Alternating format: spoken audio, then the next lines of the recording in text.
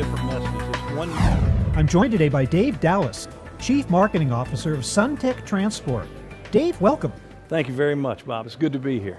You know, of all the topics that you and I could be discussing today, why would we choose communication, and what the heck does that mean anyway? Well, it sounds like a simple subject, right? I mean, it sounds like one of the most elementary pieces of business. But the truth of the matter is, we've talked a lot at this conference this week. We've talked about disruption. We've talked about even Uber and how there's this Uberization of all businesses. We've talked about metrics and analytics, and we've talked about a lot of things here that are really important, and we leave with a lot of great information, executives throughout this marketplace.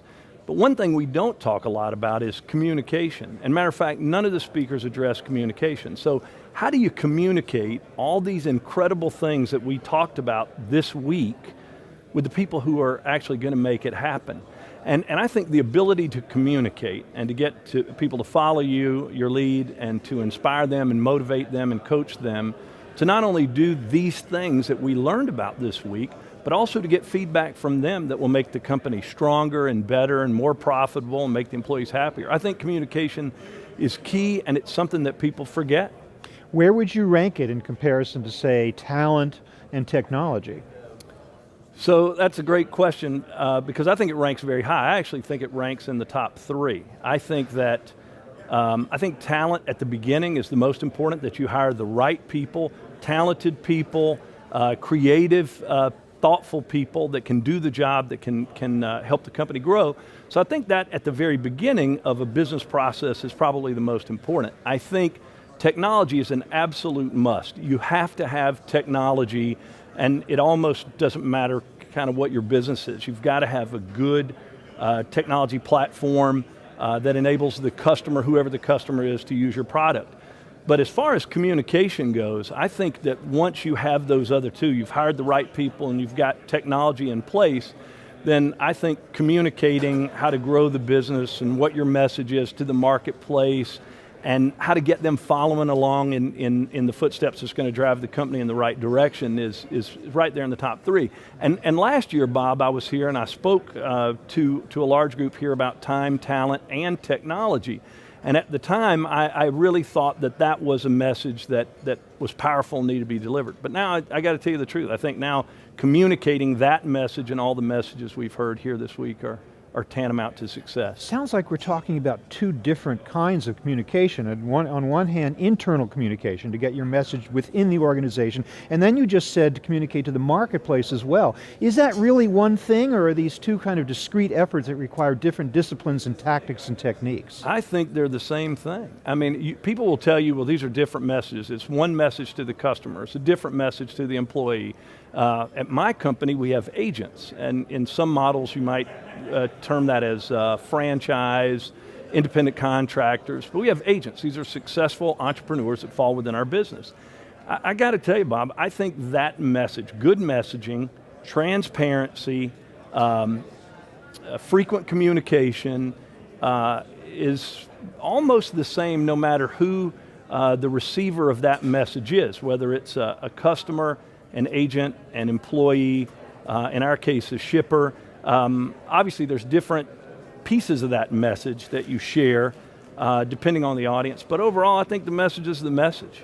Yeah, you say frequent. How frequent with employees and agents? So we've learned some hard lessons, Bob, over the course of the last 18 months, which can just proves out that no matter how much you learn, no matter how much you know, and no matter how good you are at something, sometimes you lose sight of it and you get distracted a little bit. And in the case of communication, I'll be honest, we as a corporation have struggled a bit over the last 18 months. We've had a lot of very big things going on, and I think communication took a bit of a hit. Now, the great news is we can all learn from our mistakes and we can revert back to practices that we had in the past that made us successful.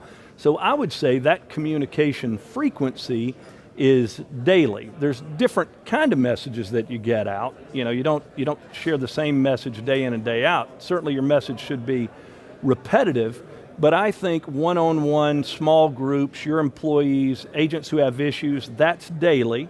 And then there are other messages that you share weekly, monthly, quarterly, and even annually. Is it possible to communicate too much? Over-communicate? I think it's rare. So in our case, kind of what I was just sharing with you, we have a quarterly conference call with all of our agents, our entrepreneurs in our business. We have a quarterly call preceding that call with all of our employees. We have a monthly newsletter. Right now we're in the middle of a 12-week sales training course with videos and materials. We have a weekly safety training, because safety is very important to our industry. So can you communicate too much? I think you can. I don't think you can communicate too much, Bob, but what I think you can do is I think you can deliver a boring message. I think you can have too much in the message. I think the message should be as much headline messages as you can get out there.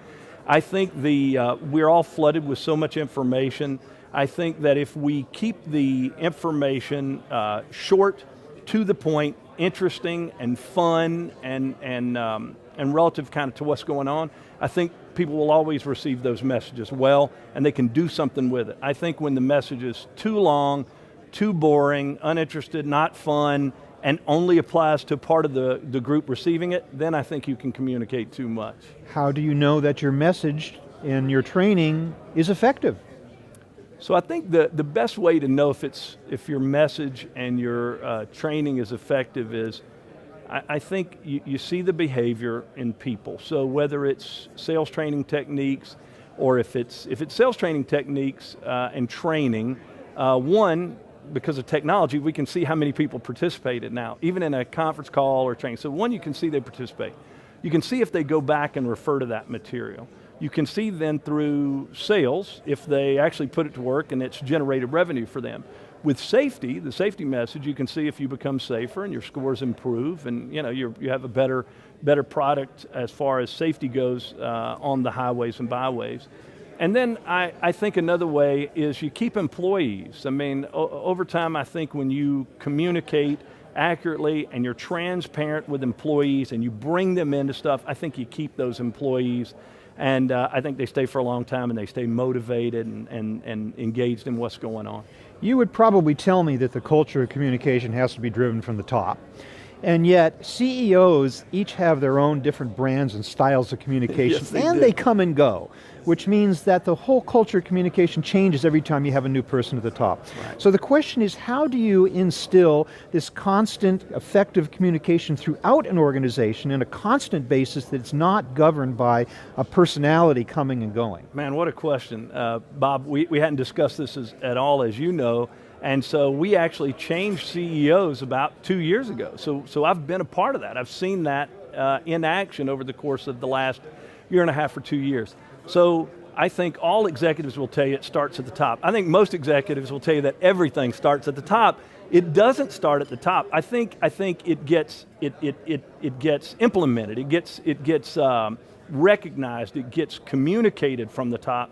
But I think once you do that, it kind of starts at the bottom and the mid-levels, and they just keep it going. And I think in those cases, I think the people that do the work, I think they determine the culture. And so if you have a new CEO or a new CMO or CIO or whatever that position is, or executive VP, I think those people say, this is our culture, and we're going to make you a part of that culture, and you're going to adapt. We've been fortunate.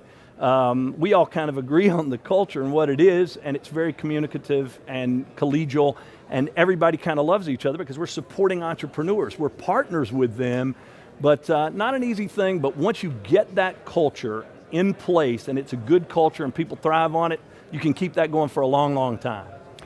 Dave, thank you very much for communicating with us today. Thank you, Bob. What a pleasure.